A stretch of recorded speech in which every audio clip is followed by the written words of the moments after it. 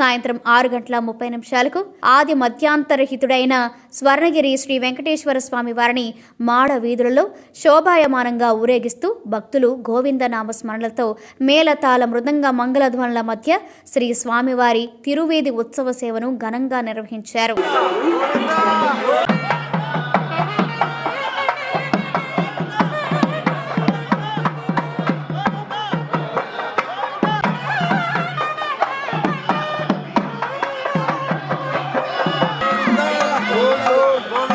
తిరువీధి ఉత్సవ సేవ అనంతరం శ్రీ వెంకటేశ్వర స్వామి వారు దేదీప్యమానంగా వెలుగుతున్న సహస్ర దీప కాంతుల మధ్య ఊయలలో ఆసీనులై భక్తులకు దర్శనమిచ్చారు. అర్చక స్వాములు వేద మంత్రోచ్చరణలతో శ్రీ స్వామివారిని ఆర్చించి కర్పూర మంగళహారతులు సమర్పించారు. భక్తులు నయనానందకరంగా శ్రీవారిని దర్శించుకున్నారు.